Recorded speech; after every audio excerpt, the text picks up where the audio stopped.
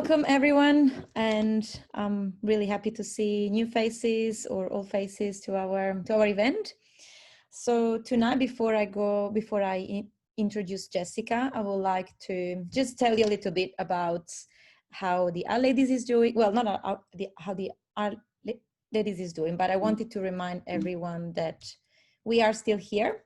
So I know that quarantine is going up and down, and initially we had March, which was a little bit confusing. None of us probably knew what was happening. We had a little bit of a break, but now we are back. So we have events running, and in particular, if anyone has any suggestion about, for example, in the meantime, is that if anyone has been has been to any conference or any meetup or any virtual conferences where they have found interesting things, for example, going into breakout rooms or other sort of ideas to how to remain connected while still we are all apart, we will be happy to hear from you, and you are free to contact us in any way you would like, which is either through Facebook or Twitter. We have several platforms. We usually share our events on YouTube, so we will make this event available for you as well on YouTube. And just to remind you, you will find also all our events on Meetup as well. And just to remind you, this event will be recorded. So usually we record everything. I'm not sure. I think we will also leave the questions at the end. And I would also like to remind you that in October there will be the symposium, which is hosted at the Walter and Eliza Hall Institute, and it will be held on the 29th of October, which is that deep learning in medical biology symposium.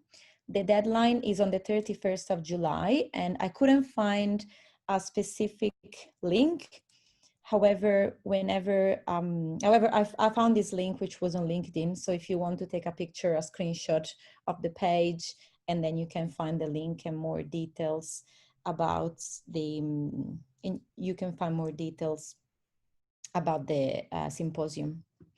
I also would like to let you know, as usual, that if you would like to give a seminar, if you would like to give a workshop or a short talk, and maybe you just want to practice to give a presentation, so you are passionate about a topic and you don't work in a place that allows you to share the topic because you do a different job, but you would like to talk about something and practice your public speakings or art skills, feel free to tell us, and we are always welcome to have new speakers. We might be thinking, even if you want to give a short talk, we might be maybe thinking of doing a short talk night where everyone can share a few things about how they use R or how they enjoy using R. So this is always open for everyone. And again, as usual, a big thank you to every one of our sponsors. Some of our sponsors are on hold because, like Zendesk and Nows, because we cannot host physically the event, but I'm sure they will be happy to host our event as soon as maybe we'll be able to be back. But still, we have ongoing support from CSL and the R consortium. So of course, we're always grateful for them to help us. And this brings me to introducing our speaker tonight, Jessica. So Jessica is a biostatistician in the School of Public Health and Preventive Medicine at Monash Uni. Jessica completed her PhD in 2010 at the University of Adelaide, and she then spent some time in Copenhagen before returning to the University of Adelaide. She has been at Monash since 2013, and she now leads a team in statistical methodology for longitudinal cluster randomized trial, including the step wedge and cluster crossover design. And she will tell us about her experience tonight. She's also very passionate supporters of women in statistics, and she's now the vice president of the Statistical Society of Aus Australia, and she's also really keen in understanding and helping the society, and especially the statistical environment in Australia to be a welcoming and inclusive place to be. So without talking too much myself, I would like now to welcome Jessica and let her share with us her talk. And I will stop sharing here. Thanks, Anna. Well, now it's my turn to share the screen. So just bear with me one moment, please. No problem. Okay, there we go. Hopefully you can all see that. How's that? Yes. Thumbs up? Yep, great. So thanks. I'd like to thank the Our Ladies Melbourne group for having me along to talk. This talk was originally scheduled to take place in March, but we all know what happened in March. So it's really nice to be here and talk to you all about some of the work that I've done over the past few years. So this really is a talk in two quite distinct halves. In the first half of the talk, I'm going to talk about some work I've been doing recently in longitudinal cluster randomized trials. I'm going to talk about that for about 20 minutes, demonstrate one of the tools that I've developed with my colleagues using R-Shiny, and then there'll be some time for questions about that. The second half of the talk switches tack completely, and I'll be talking about increasing the representation of women in statistics and some of the work that I've done with the Statistical Society of Australia on making our society and the stats community more inclusive, and I think a safer place for everyone. So please do chime in. If there are any burning questions, chime in as they come up, but there will be time for questions at the end of each part of the talk. All right, so well, that's the plan for the talk. So let's get stuck right into cluster randomized trials. Well, before we get stuck into cluster randomized trials, let's think about individually randomized trials. So how do we know if an intervention works? So let's suppose we have some new treatment that we hope reduces the severity of COVID-19 infections, for example. How can we tell if this new treatment actually works? Well, the gold standard way of doing this would be to conduct a randomized trial. So we would take patients with the disease, randomize half of them to receive our new treatment, and the other half would receive the standard treatment. We'd then follow these patients up over time, and then by the principle of randomization, assuming our trial is well conducted, there's no dropout or anything like that, any differences that we see between our groups we know is going to be due to this new treatment. So if this new treatment we will be able to tell if the new treatment leads to a reduction in the severity of the infection. Okay, that's great, but let's consider another sort of intervention that we could be interested in. Suppose we've got some new hospital cleaning program, and we want to know whether this new program for cleaning the wards in hospitals reduces the number of hospital-acquired infections that we see in patients. So bugs like golden staph, these really nasty hospital-acquired infections that are really difficult to get rid of. So we're cleaning the hospitals. So we're applying this new treatment at the hospital level, but we're measuring these outcomes at the individual level. So how can we can't really randomize individual patients because we can't really randomize individuals to go to one hospital or another. Healthcare just doesn't really work that way. So instead of randomizing our individual patients, we're going to have to randomize our hospitals instead. And this is what we're going to be doing. So we'll have clusters assigned we'll have our clusters or our groups of participants, and we'll randomize half of them to the control or the standard treatment, so the usual cleaning program, and the other half are going to be randomized to this new intervention, this new hospital cleaning program. And this is necessary when our treatment is applied at the group level. We can't randomize individuals to different healthcare providers. We can't randomize different individuals to live in different geographical regions. but we can randomize the groups themselves to receive one or the other treatments. This is also useful when there's going to be contamination between participants. So if we're considering a vaccine, for example, then if I get vaccinated, that's going to influence not only my probability of getting an illness, but also the people around me, their probability of getting an illness, because I'm no longer a vector of disease. So because in that situation, there's contamination between me and the people I'm closest to, it might make sense to instead randomize groups of people, family groups, to be vaccinated or not, for example. And these cluster randomized trials can also be useful when individually randomized trials would be logistically infeasible, when it would just be too difficult for us to randomize individual patients. And I'm going to talk about an example where this is the case in a moment. So these clusters, they could be hospitals, they could be ICUs, they could be intensive care units, schools, neighborhoods, anything, any groups of participants. And it's this one quantity, this intracluster correlation, this ICC, which I'll denote using the Greek letter rho, that describes the similarity of outcomes from participants in the same cluster.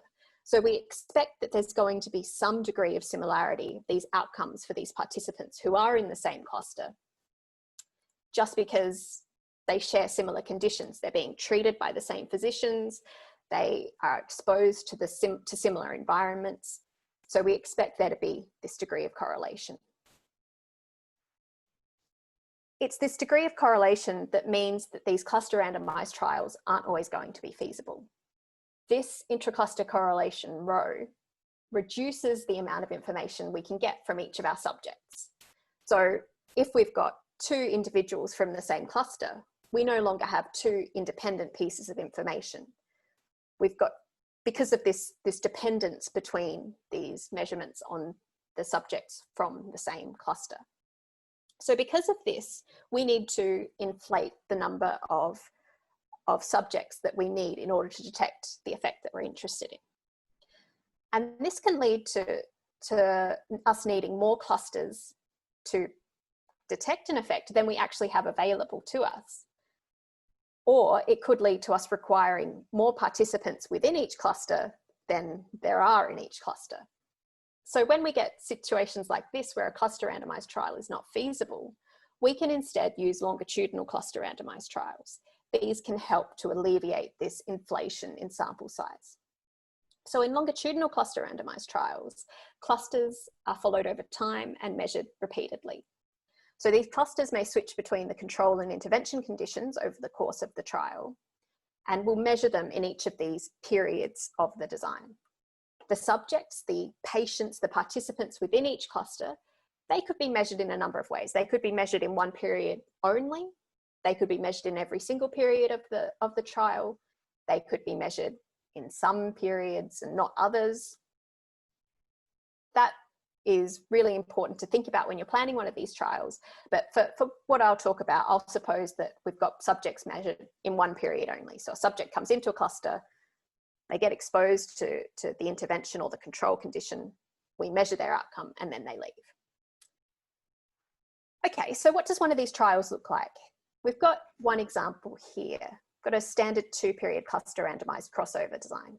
So now, instead of randomizing our clusters to receive just the control or the intervention, we randomize our clusters to one of these two sequences. So those clusters randomized to sequence 1 implement the control condition before switching over to the intervention, while those randomized to sequence 2 implement the intervention before switching over to the control. So now each cluster switches. And this is really useful because we can estimate the treatment effect not only using these between cluster comparisons, but also the within cluster comparisons. And these end up being really powerful. These give us a lot of extra power. But now that we're following up these clusters over time, we need to think a little bit more about this intra-cluster correlation. Remember, this rho was the correlation between subjects measured in the same cluster. But now we've got different periods of the design. So we may no longer think that we've got the same intra-cluster correlation over the entire duration of the trial. So we now in fact need to consider two intra-cluster correlations. The first is a within period ICC. So this describes the correlation between observations on subjects in the same cluster in the same period. And then we've got a between period ICC, where we're looking at the observations on subjects in the same cluster, but measured in different periods of the design. And we might not expect these two quantities to be identical. Instead, we would probably think that this between period ICC is somewhat less than the within period ICC, because a bit more time has elapsed between the measurement of these two subjects. So we might expect something like this to happen. So our within period ICC will still use rho to denote that, but our between period ICC might be some number R, where R will be between 0 and 1 times rho. So this R is kind of the reduction in the intracluster correlation we're going to see once we move to looking at things across different periods. And it's known as the cluster autocorrelation. Okay, great. Another sort of design we might consider is the stepped wedge cluster randomized trial design. And I love the stepped wedge design. I think it's a really interesting design from a statistical point of view, but it's also really useful. So the stepped wedge design that I've shown here is a 3-sequence, 4-period stepped wedge. So you can have bigger stepped wedge designs, you can have a greater number of sequences, you can have more periods, but the key characteristics are that, well, you randomize your clusters to one of these 3 sequences, but in the first period of all of these sequences, all of the clusters are implementing the control condition.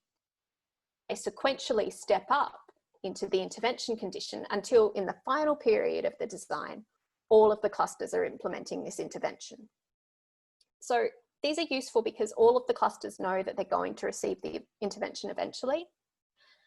And it's really useful when interventions can't be undone or are going to be rolled out anyway.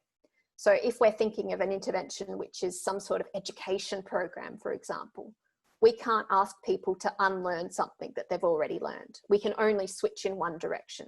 So that crossover design that I showed previously wouldn't be applicable for that sort of intervention, whereas a stepped wedge design might be applicable. But now we've got this design that's not just 2 periods long, but many periods long. And we might expect, well, we need to think even more about these within and between period intracluster correlations. And now we might expect that the between period ICC decays over time. So we might think that if we've got someone measured in a cluster in period 1, that the correlation of that outcome with someone measured in that same cluster in period 2 might be bigger than the correlation between that subject in period 1 and another subject in period 4. So to think mathematically about this, we could write down the correlation between a subject in period T and another one in period S in this way. So the correlation between the participant outcomes decreases or decays the further apart in time that they're measured. So if we've got an intracluster correlation of 0.035 and a decay per period of 5%, so a cluster autocorrelation of 0.95, we would see this sort of decay as we move further apart in time. So if we've got the correlation between 2 participants in the same cluster in the same period, that's going to be 0.035. If we move 1 period apart, so period 1 and period 2, this is now reduced slightly to 0.033. And if we look at period 1 and period 4, then this is reduced even further to 0.030. So these sorts of numbers seem pretty small, but these are the sorts of intracluster correlations that we would expect to see in, say, an intensive care setting, for example. Okay, so that's great. Now I want to talk about a tool that my colleagues and I have developed using R-Shiny. So, of course, I have to talk a bit about R because I'm talking with this particular group, but I tell you what, R-Shiny has made my life so much easier. It makes it so easy to put results out there for people. So my colleagues and I developed this comprehensive sample size calculator for cluster randomized trials. We've got a tutorial paper in the International Journal of Epidemiology which describes this calculator in pretty good detail. And I'm going to demonstrate it to you. I mean, as far as Shiny apps go, it doesn't look too impressive. I've seen some amazing Shiny apps. It's a pretty standard Shiny app, but it gets the job done. Okay, so this is what it looks like, and I'll take you to the app in just a moment. But first I want to talk about the example I'm going to use to demonstrate the app. So the question was whether overnight placement of earplugs in patients in the intensive care unit would reduce their hospital length of stay. So intensive care units are pretty noisy, busy environments, machines going off, doctors, nurses rushing about all the time, patients coming in, patients going out, tests being done on patients, everything goes on in the ICU. And the idea is that if patients can get more restful sleep, that they will therefore recover more quickly and leave the hospital more quickly. So this is a toy example, but it is a neat, nice example. So this is one of those examples where I was talking about, where it would be possible to randomize individuals to receive earplugs or not, but it would probably be really difficult to do in the ICU setting. Each patient that comes in, we would need to flip a coin, find the earplugs or not. And so just randomizing everyone within an ICU to earplugs or not is much easier. Okay, so there are about 30 ICUs that are available in Australia for this sort of research, and we would have about 2 years to conduct the study. And I'm going to suppose that that 2-year period is split up into 4 6-month chunks of time. So I'm going to consider 4-period cluster trials with 30 clusters, and I'm going to consider 3 different designs: a parallel, a stepped wedge, and a cluster randomized crossover design. So this is what our parallel design is going to look like. So 15 clusters will be randomized to implement the earplugs intervention in every period, while the other 15 will just do the usual, no earplugs for the patients. The stepped wedge design is going to look like this. So 10 clusters in each of these 3 sequences, sequentially stepping up onto this earplugs intervention. And then the cluster randomized crossover design that I'm going to consider looks like this. So 15 clusters start off with earplugs and switch to nothing, back to earplugs, back to nothing, while the other 15 go from nothing to earplugs, nothing to earplugs. Okay, so these are the 3 designs that I'm going to consider. And I want to know if I have enough power to detect an effect of interest. So I'm going to ask the question, which of these 3 designs requires the fewest subjects for 80% power? So if you've ever done a sample size calculation, you'll know that 80% power, that's just what we go for. So that's just a standard input to the design. So a cross-sectional sampling structure. So this means that our patients will come into the ICU, they'll be exposed to the intervention or the control, we'll measure their outcome, but we won't see them again. We'll suppose we've got this within period ICC of 0.035, a cluster autocorrelation of 0.95, which we've already seen here, and it will allow for this decaying cluster autocorrelation over time. The effect size that we're interested in is 0.06. So this is log days in hospital. So what's the minimum number of subjects per cluster per period to detect this effect size for the parallel stepped wedge and cluster randomized crossover designs? Okay, so now I'm going to share another screen. Okay, here we go. All right, so hopefully everyone can see this shiny app loading up.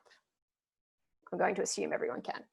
Okay, so this is what the app looks like. As I said, pretty standard shiny looking app. So down the left, we've got all of the inputs for the design. So we want a parallel design with a cross-sectional sampling structure. We want this discrete time decay correlation structure that I talked about. We want to look at cluster size versus power. We're not going to allow for varying cluster sizes here, but you can in the app. So we've got a 4-period design with 15 clusters per arm. We want to look at a fairly wide range of cluster sizes per period. Our within period ICC is 0.035. I won't worry too much about the lower and the upper extremes here. This is just a sensitivity analysis that we recommend you do. Our cluster autocorrelation is 0.95.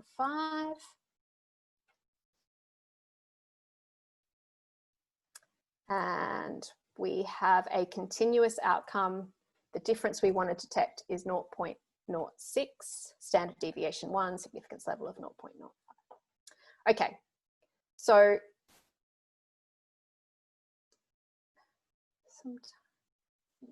just have to readjust the cluster size per period. There we go. So the first thing I'll do is look at the design matrix, make sure that this looks like the design we want it to, and that is what it looks like. So that's good. Then we can move back to the power curve. And let's get rid of all of these sensitivity analyses and stick with our base case. So what's going on this plot? So on the y-axis, we have power. On the x-axis, we have cluster size per period. So this is the number of subjects we would need in each ICU in each of these 4 periods of the design. And things aren't looking good on this plot. So you'll see that power kind of maxes out at just over 14%. We really want power of 80%, 80%. And even if we have 2,000 subjects, 2,000 patients in each ICU in each 6-month period, we're not going to get anywhere close to 80%. So it seems that the parallel design is not going to work. Okay, fine. Let's see about the stepped wedge. So stepped wedge design, cross-sectional sampling structure, discrete time decay, blah, blah, blah. We've got 3 sequences. We have now 10 clusters per sequence. Remember, we've got 30 clusters in total. We can reduce this x-axis range down a bit. Within period ICC still looks like we want it to. CAC, that all looks good. Take a quick peek at our design matrix. That looks like it's doing what I want. And back to the power. Okay, so again, get rid of all of this noise. And things are looking much better now. We've got 80% power. And we'll get that with 430 something participants in each cluster, in each ICU, in each of these 6-month periods. And that is completely feasible. So if we turn this study into a stepped wedge design, we can actually do it. What about this other design I talked about, this crossover design? So again, we make sure that everything here looks like we want it to. 4 periods, we now have 15 clusters per sequence. We can reduce this down. Okay, everything else should be as it was. Design matrix looks good. Power is looking really good here. So it turns out that if we have 80 participants in each of these clusters, so 80 patients in each ICU, in each period, we can do this study. Okay, so I'm going to go back to my slides now. I can find them. Okay, so just jump forward through all of these. So it turns out that we cannot conduct this study for the parallel design. With this number of clusters and this within cluster correlation structure, it would not matter how many patients we had in each ICU. We're not going to achieve the required power. We need either more clusters or a different sort of design. So if we look at the stepped wedge design, this infeasible design becomes feasible, although we do need about 52,000 patients. We can do that, but it might be expensive. If we look at the cluster randomized crossover design, it turns out we need fewer than 10,000 patients. So this crossing back and forth leads to really large sample size savings. These within and between comparisons that we get are just so useful. Okay, so I'm just at the end of this portion of the talk, and there are a couple of points I'd like to make. So the first point I'd like to make is R makes it so easy to develop tools like the one I've demonstrated here. And I find that although I work on the theoretical side of these cluster randomized trials, a lot of the people who I work with are people who are trying to implement these designs. These are the people who are interested in the results of my work. And showing them a theoretical paper, they don't care. That's not what they're interested in. But if I show them an app, an R Shiny app, where they can play around with everything for themselves and see what's going to happen for their particular study, that's so much more effective at communicating what I'm trying to communicate.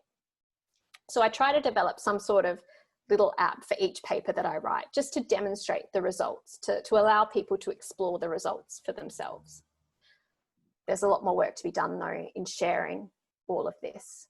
I think that we can do more to get, me and my colleagues can do more to get our results into the hands of researchers who are designing these studies. And what I really want to do is work out how to help researchers plan the most efficient design for their setting. And I think there's more work to be done there. Okay, so I'm going to stop talking about cluster randomized crossover or cluster randomized trials now. So I will stop. If there are any questions, you can ask me now, or you can get in touch with me via email or Twitter. So if there are questions, I'll take them now, but if not, I can move on to the second part of my talk. Jess, I have some questions, if that's okay. Absolutely, please. Yeah, well, thanks for the great talk. It's really interesting. So one thing I was wondering about is that when you know calculation of power, do you consider at all, like in terms of maybe there might be dropouts in terms of the patients? So you certainly should consider this when you do these studies. So if you're looking at a cross-sectional design where you've got different participants in each of these periods, then that may not be such a problem. You can sort of say, well, we might, out of every 100 patients who we asked who say they're going to participate in the study, maybe 80% are going to actually provide the outcomes at the end of the study. And then we can inflate the required sample size to adjust for that. If you're looking at, say, a closed cohort design where you expect every participant to provide measurements in every period of the study, then, well, then you might have more of a problem with dropout the further into the study you get. So again, you would want to adjust your final sample size calculation for that. You might want to think about maybe implementing an open cohort type design where people can drop out and be replaced by new people as they do. So that is something that it's super important to take account of. I haven't taken account of it here, but in practice, I would certainly recommend doing so. I have actually a couple more if it's okay. Is it okay? That's okay with me. It's a little bit statistical though, but maybe I'll keep it short because other things that I was a bit more curious about, and I think you may have mentioned it, I missed it. So the cluster, how are people assigned to clusters? Is that corresponding to an ICU that they go to? So for the example I considered, that was the ICU that they go to. So if you're put in the back of an ambulance and you're sent to hospital, you don't really have a choice of which hospital you're getting sent to. You're getting sent to the closest hospital to you in general. So generally these patients who go to the ICU that's closest to them and can handle their condition. Well, yeah, closest to the hospital, that is, closest to them and can handle their condition. So these participants are probably going to be drawn from a similar geographic region. If they're going to a particular hospital that has services to treat their condition, they may be have similar levels of severity of their condition. So for example, there are ICUs in regional hospitals, but often in Victoria anyway, patients who are really, really sick will get sent from regional hospitals to, say, the Alfred or the Royal Melbourne. Other clusters might be schools, for example. They're pretty well defined. Children go to the schools they go to. They could be geographical regions. So I'm working on a stepped wedge design now where we've got local government networks that define our clusters. So does that answer your question? Yeah, so a random portion of people who go to that particular cluster, whether that be school or ICU, are essentially chosen to be part of the study. Yeah, so I guess often you'll be considering all of the people, say if you're looking at a school-based study, you might be looking at all of the year twos, for example. So you might be looking at an entire year two class. So all of them would be approached to enter the study. If you're looking at another study, so another one I'm involved in, we have patients who are injecting drug users. So there we would approach, so you do need to be careful about selecting people into the study. So if you think that there are more participants out there who could be involved than you need, then you want to make sure that you're not just cherry picking the best ones from that group. You want to make sure that you're doing some sort of random selection, or that you identify these participants beforehand, or go about that in some way. Okay. One last question and I'll finish, which was that I was curious to know whether like if you consider any other models, because so over the time period you have like this autocorrelation of order 1 along that period. Like, do you consider like things like, what if it's like order 2 instead, or like any other type of models that you might actually consider? So that's yeah, I mean, all of these have been great questions, Emmy, so thank you. So the problem with these sorts of studies is you certainly could consider higher order correlations, yes. Or you could consider a design where there is no decay in the correlation over time. So we've only just seen this decaying structure enter the literature in the past couple of years. And the problem with new models for cluster randomized trials is that there just aren't estimates out there for researchers who are planning their studies. So you tell people, okay, I need this cluster autocorrelation from you, and I need this ICC from you in order to do the sample size calculation. And they say, fantastic, what numbers do I tell you they are? And I say, I don't know, I don't know what numbers they are. You've got to go and look at the literature or at some previous data you have and give me some idea of what they could be. So often people don't have this available data to work out what these numbers could be. So the problem with more complex models is you require more and more estimates to, you need more and more estimates from the researchers in order to design the studies. But you certainly could consider those more complex structures. Yeah. No, thank you so much, Jess. It's really interesting. Are there other questions out there, or shall I move on to part 2? I had a question, if I may. So I had a question with regarding to the step wedge model which you described. So in that, you said it would decay, the correlation would decay as between the periods, like the more apart they are. Yes. But is it only the case if the method that you used in these periods are different, or irrespective? No, so so I'll just flick back to these 3 designs here. So I assumed the same within cluster correlation structure for each of these 3 designs. So you'll see here that for the parallel design, all of those clusters stay in the same intervention for the entire duration, but we still expect there to be this decaying correlation over time, just because we have this increasing distance in time between observations. Okay, but like for the step wedge, like if the first period is, if you're using nothing and in the last you're using your plugs, so shouldn't there be more correlation than? So yeah. So no, so we're assuming that when we flick on the earplugs, when we give earplugs, that's a sort of an instantaneous, say, decrease in the number in the hospital length of stay for people, and that doesn't change the correlation structure. So we're assuming that we've got this fixed effect for earplugs that doesn't change over time. But you certainly can consider treatment effect heterogeneity, for example, where the effect of earplugs may be different in the different clusters. Okay. Yeah. Thank you. No, you're welcome. Any more questions, or? I would have a question. If there's someone else.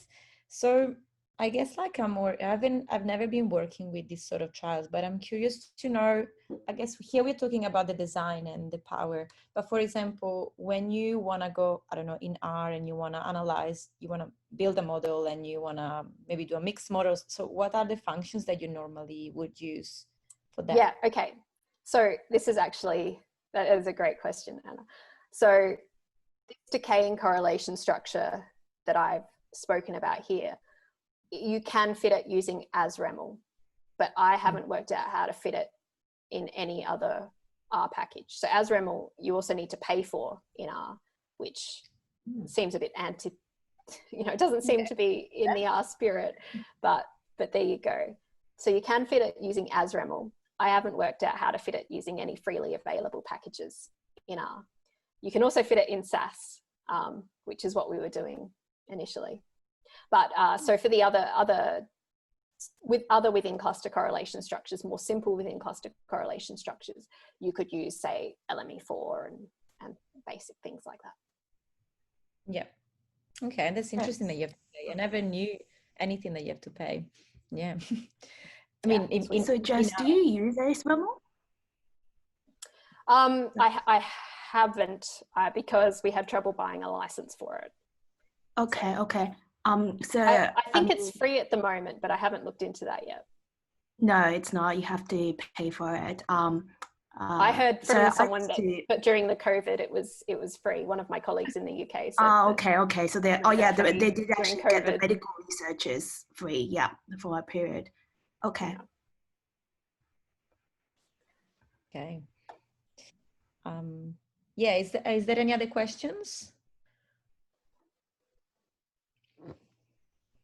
Thanks everyone for those questions. They were fantastic. But now it is time to move away from cluster randomized crossover trials, although I'm happy to talk about this more at the end if any other questions pop up, and move on to some work that I've done with the Statistical Society on increasing the representation of women in statistics. So I do want to mention before I get right into this that I am going to briefly mention sexual harassment and sexual assault, not in any detail, but if that's not something you want to hear about, then maybe just tune out for the next 5 minutes or so. Okay, so in December 2017, some of you may remember this, Dr. Christian Lum from the US published a blog post called "Statistics We Have a Problem" on Medium. So this detailed her experience of sexual harassment and sexual assault at the hands of a senior colleague at various statistical conferences in the US. So this post generated a lot of discussion on ANSTAT, the Australian New Zealand Statistics mailing list. And I read this post, and it was horrible to read that she'd been subject to this, and it was really saddening, but it wasn't too surprising.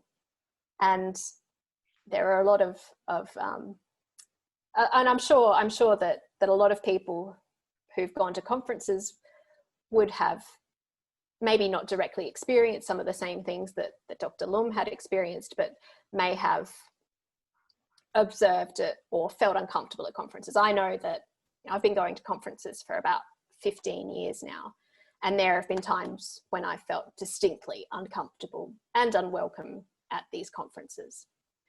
So I read this post, and it was pretty horrible. So I want to talk about what the Statistical Society of Australia did in response to this. So the SSA has about 900 members. We're the professional society for Australian researchers, for Australian statisticians, sorry. So we have branches in Wales, Queensland, South Australia, Victoria, and WA. And these branches are tasked with putting on events for their members within their local area. So of course, what with the pandemic, all of our events have moved online, which is fantastic because now you can attend events from all over the country for the Stats Society. So I encourage you to take a look at the Stats Society website and see what events we have in store. So and in addition to these events at these around the country, we have Australian statistical conferences every 2 years and conferences for our early career statisticians in the off years. So within the Stats Society, I'm the Vice President nationally, and in 2017, I was the President of the Victorian branch. And I was also Vice Chair of our 2018 conference. So I was quite involved in the society at around the time that this post came out. So as a result, after I read this, I emailed Scott Sisson, who was then the president of the society, and I asked him what the Stat Society was doing to sort of prevent and respond to this sort of behaviour if it was to occur at our conferences, at our events. And I also asked if there was any way in which I could help. So Scott was fantastic. He immediately agreed that the Stat Society needed to clearly indicate that we would not accept behaviour like that described in Dr. Lum's post, that the society would just not tolerate that. Adrian Barnett, who was then the vice president of the society, he's now the president, he agreed that we needed to say something. So as a result, I was invited to chair a committee, and that committee was tasked with making recommendations about how the society could prevent sexual harassment at our conferences and how we could respond to any such incidents. So the committee ended up being called Safe SSA, and I sent out a call for committee members through the mailing list, and I got a fantastic response. I was blown away. I had men and women from around Australia at various career stages who wanted to be involved in this committee. I do want to say that there are a lot of statistical societies around the world who have worked really hard to address this problem, in particular the American Statistical Association and the International Society for Bayesian Analysis. So these were the two conferences, these were the two societies whose conferences were named in the blog post. So it was recognised that this was a problem and the Stat Society needed to do something to address this. So I would also like to say that there was no suggestion of anything going on at Australian conferences in this blog post, but I mean, I can speak from my own experience that some of these Australian conferences were sometimes not great in certain settings. There was nothing major ever happened as far as I know, but still they could have been more welcoming to everyone. So the aims of the Safe SSA Committee was to look at the current requirements for SSA members, work out what we required of them with respect to their behaviour, what we required of non-members who attended our events, what other similar organisations around the world were doing, and recommend policies that the society could implement to prevent unacceptable behaviour at our events, and also recommend mechanisms for reporting this unacceptable behaviour. And then we're also asked what else the society could do to provide a welcoming and safe environment, free from harassment of all kinds, not just sexual harassment, but any sort of harassment. So I'm going to talk about three of these aims. And the first one is looking at the requirements on our members with respect to their behaviour. So the Stat Society does have a code of conduct in place, which tells its members what sorts of behaviours it won't accept. And the old version of the Code of Conduct said that members shall uphold the reputation of the profession, and members shall act with integrity towards fellow statisticians, and shall avoid engaging in any activity which is incompatible with their professional status. So, in my opinion, this was pretty toothless. It didn't explicitly mention any sorts of behaviours that we didn't think were acceptable. It didn't mention any consequences for breaches of the code. No explicit mention was made of sexual harassment, racism, or any other forms of harassment. And no mention was made of fraudulent behaviour either. So this needed to be updated. We updated the code, and the relevant section now reads thusly. So members shall refrain from engaging in unacceptable behaviour, including but not limited to sexual harassment, verbal comments, or harassment based on race, ethnicity, religion, all of these things. So we've now got an explicit statement talking about what sort of behaviour we do not accept. Breaches of the Code of Conduct may now be reported to and recorded by the society. So this record will be consulted when the society selects conference speakers and society awardees. So we now sort of have some memory within the society of who's engaged in this sort of behaviour, and we've made moves to let them know that that's not acceptable. Okay, so then moving on to our fourth aim, safeguarding our events. So we made the recommendation that all of the Stats Society sponsored and run events must have a code of conduct in place that governs behaviour at that event. And I think actually that R has done a fantastic job. So the Use R conference, for example, I know had a really rigorous code of conduct in place in the 2018 version. I think it was 2018, the one that was in Australia, that had a code of conduct in place that was really strong. And I think that's something that all conferences need to have in place. So anyway, all Stats Society sponsored and run events now must have this code of conduct in place that explicitly lists unacceptable behaviour. It has members of a response team listed with their contact details. Consequences of the breaches of the code must also be listed. So these sort of, for our conferences, range from, you know, being asked to leave or being told to leave the conference to being pulled aside and just having a bit of a chat with the person who's alleged to have breached the code. So our 2018 conference, which was joint with an international society, was the first Stats Society conference to have a code of conduct in place. And I sort of led the team that developed this code of conduct, and I led the response team as well. And I learned a lot about conference codes of conduct. And I learned that having a good response team in place for a code of conduct is absolutely essential. And unfortunately at that conference, some breaches of the code were recorded, which was disappointing, but I think it was fantastic that we had a code of conduct in place so that we knew what wasn't acceptable behaviour and that these unacceptable behaviours were pointed out and dealt with. So that code of conduct, what does it look like? Well, the adherence to the code of conduct was a requirement for all attendees, whether or not they were society members, whether or not they were just there to give a contributed talk, or if they were a keynote speaker. And it covered all aspects of the conference, including social events and communication on social media. So everything that had anything to do with the conference was covered by the code of conduct. Unacceptable behaviours were explicitly listed. And I think this is a really important thing to have in a code of conduct. Say what it is that you don't want to see. You may not be able to provide the entire list of unacceptable behaviours, but providing some idea of what you're not going to accept, making it very, very clear, is very important. So we had response team members listed with our photos and email addresses too.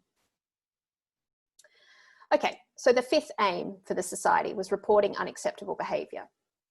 So this aim is still in the works. We're still forming a member conduct committee that's tasked with collating reports of inappropriate behaviour.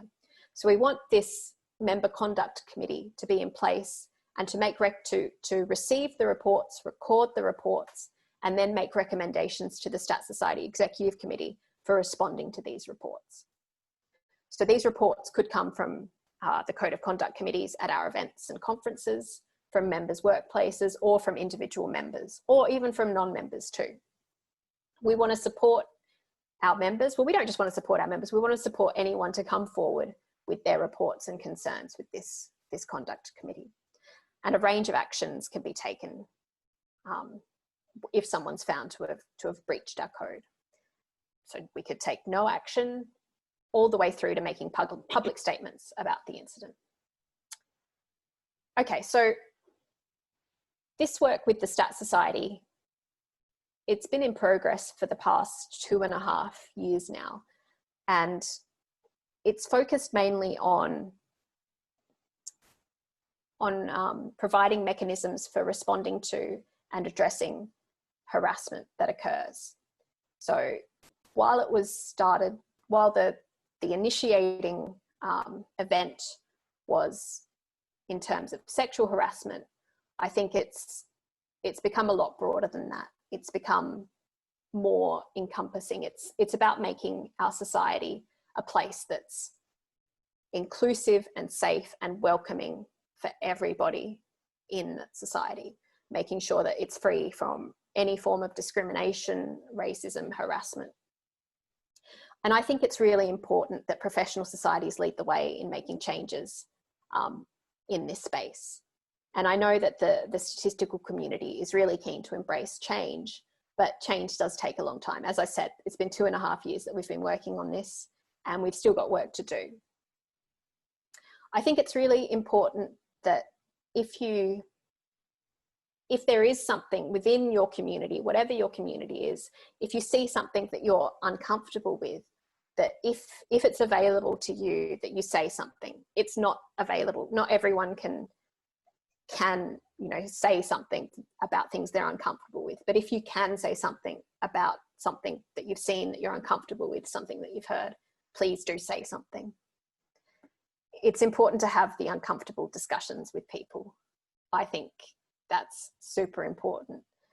Letting people know that you think that they should be doing something about this. So when I originally emailed Scott Sisson to say, what's the Stats Society doing about all of this?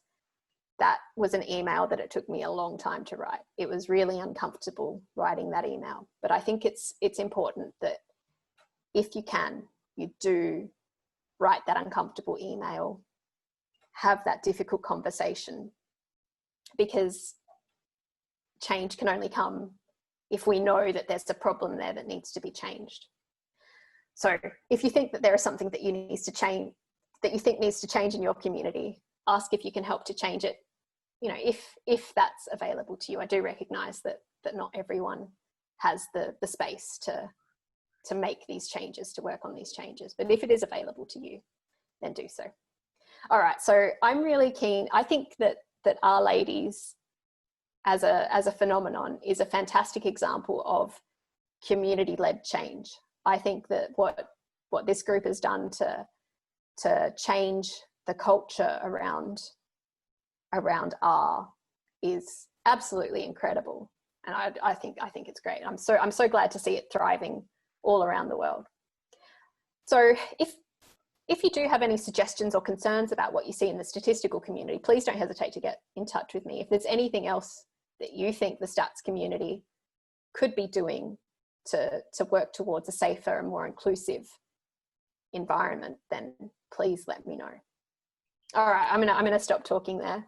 So thank you all very much for listening to me. Oh, but before I do, that's right, I did want to say that there is an event that people here may be interested in. So the Women in Mathematics and Statistics Conference is happening in September next year at Monash University. It was, of course, planned to take place this year in September, but that's not going to happen. So next year it is. So we've got 3 days of talks by women working in math, stats and data science. And fantastically, Dr. Christian Lum is going to be a keynote speaker. She's done a lot of fantastic work on algorithmic fairness. So that's going to be a really brilliant event. So please keep your eyes out for more details on this conference, which is more than a year away now, but I know I'm looking forward to this one. So I will stop talking there. Thank you very much.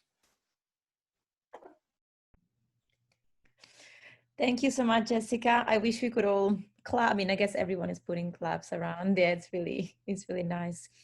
Yeah, thank you so much for this last part. And I do agree. Yeah, the R ladies have changed so much. Probably I've started using R, like going through the R world maybe 6-7 years ago, and I've seen like a huge change. And I think a lot of us could definitely agree. Is there any questions from the audience for Jessica about this part? So I have it again, and thanks a lot, Jess. Like you have done really such a great work behind this. So I'm really curious about, and I think it's a very hard thing. Like, so if people do report, I guess this is the thing about it, is that what happens exactly? And I know it's case by case, but I wanted to know whether there's actually a certain kind of protocol that you already have. Yeah, so we're still working on the protocols for the Stats Society more broadly, but I can talk about what goes on at the conference level. So if someone does have a report, well, when people had reports at the 2018 conference, that were, they would come to one of the members of the response team and outline what they'd seen.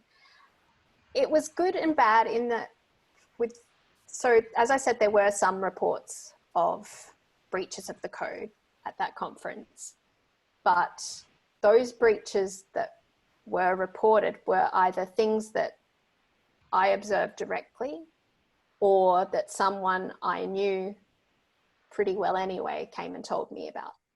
So I think that we need to do a lot more with making people comfortable with codes of conduct and making people aware of them and allowing people a mechanism for reporting, perhaps anonymously. So I think this is something that the Stat Society is working on, allowing for reports to be made in a way that people know that they're going to be handled very, very carefully. So when someone did make a report at the conference, those were recorded in a document that was password protected. And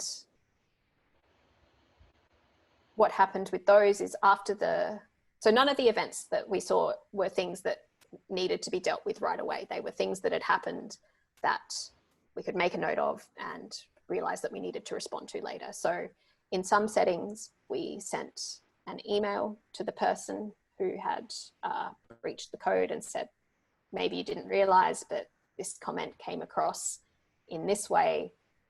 And in those cases, the people were really quite, they realized that they'd said something that wasn't appropriate and they were very apologetic about it.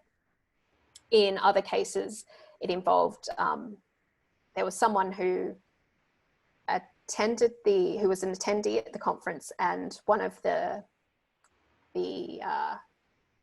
people who worked at the event center was questioning whether or not they actually belonged there. So in that setting, so for that, to respond to that, we sent an email to the event center and said, look, you were questioning our attendees about their, whether they're allowed to be there, and that's just not okay. We think there needs to be some sort of training, some sensitivity training, something like that. So everything is responded to on a case-by-case basis. But in general, we would look at the report, work out whether or not something needed to be done now, or if it could be responded to later, and then act accordingly. But this is something that we're still working on, how exactly to respond to reports. Yeah, it's very hard, like in part because privacy is very important for, like, you don't want to report, and then I guess in some ways, especially if that person is a student, you know, they're less protected. So yeah, exactly. It puts you in a very vulnerable position making one of these reports, and I think we need to think really carefully as a society about how we can protect people in coming forward, and empower people to come forward to make these reports and make them feel safe, and make them realize that and assure them that their report is going to be treated with the utmost confidentiality. That's super important. Is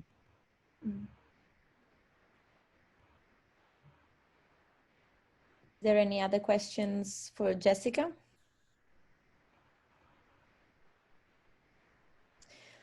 Okay, so if not at the moment, well, in order to maybe have a